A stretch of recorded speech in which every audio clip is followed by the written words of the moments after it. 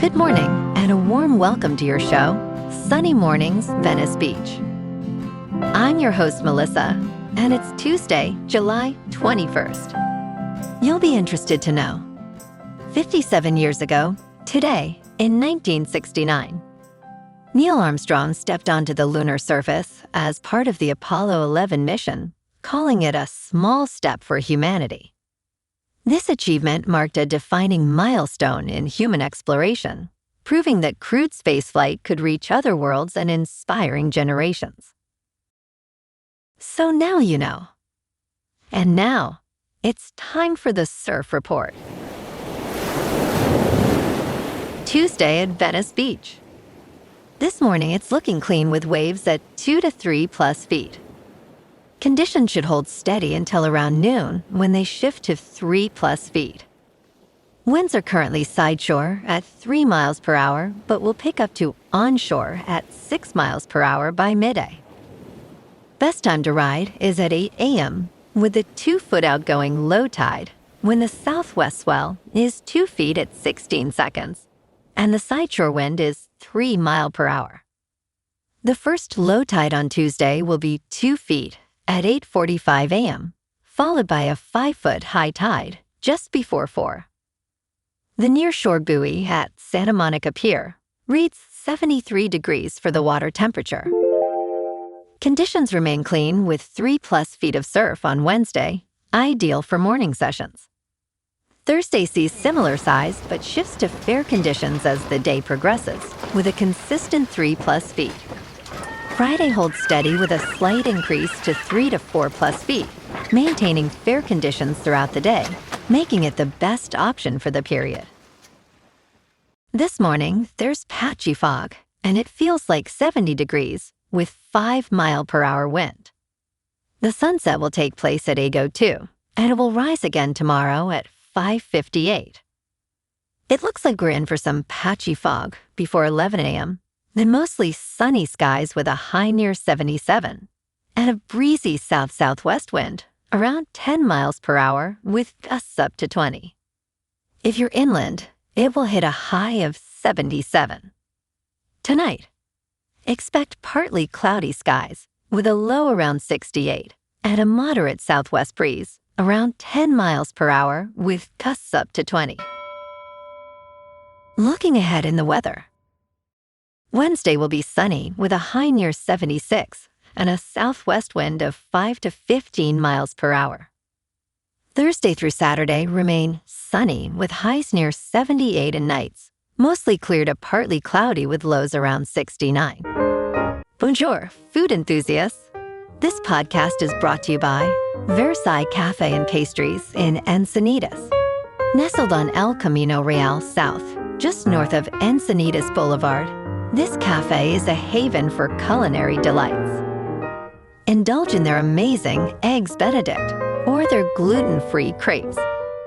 You can grab a panini for lunch or just breeze on through to get your morning coffee.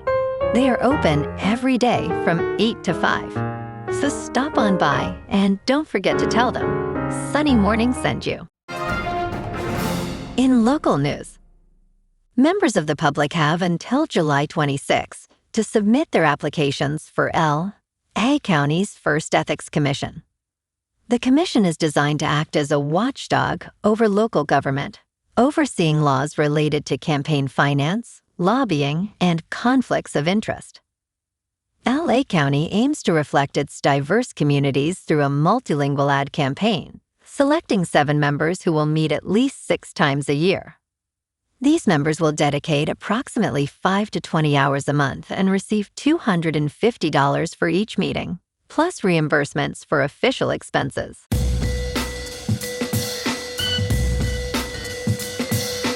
Now on to sports. Los Angeles Dodgers star Shohei Ohtani will not be taking the mound anytime soon. According to ESPN's Jorge Castillo, Dodgers manager Dave Roberts announced that Ohtani will miss his scheduled start Wednesday against the Philadelphia Phillies due to irritation in his left knee. Roberts mentioned that Ohtani will throw off the mound later this week, but his return date remains unclear. The manager stated that the issue has not gotten better and that shutting down Ohtani will give us the best chance to be out of the woods entirely. Ohtani has not pitched since a July 3rd win over the San Diego Padres. In local sports, the Dodgers look to even things up in Philadelphia this afternoon against the Phillies. LA dropped Game 1 10-7 yesterday, with Mookie Betts going 4 for 5 and hitting 2 homers, but it wasn't enough. Eric Lauer takes the mound today at 3:40 against Zach Wheeler, one of the National League's elite arms. The boys in blue have struggled lately, sitting 4-6 over their last 10 games, but they're still in contention at 63-37 overall. This is a critical game. Dropping to 0-2 would put real pressure on the finale tomorrow night. Meanwhile, the Rams have some major decisions coming. Aaron Donald is expected to make a call on his potential comeback by the time training camp opens this Saturday. After a recent workout in LA, a reunion is starting to gain steam. Donald hasn't played since 2023, but the Rams' blockbuster trade for Myles Garrett last spring has fueled speculation. If the 3-time Defensive Player of the Year comes back, he'd reunite with an elite pass rush.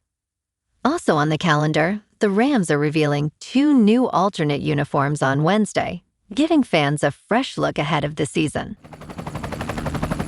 In top news, the Food and Drug Administration remains focused on Taylor Farms lettuce as a source of Cyclospora illness, despite retracting a positive test result.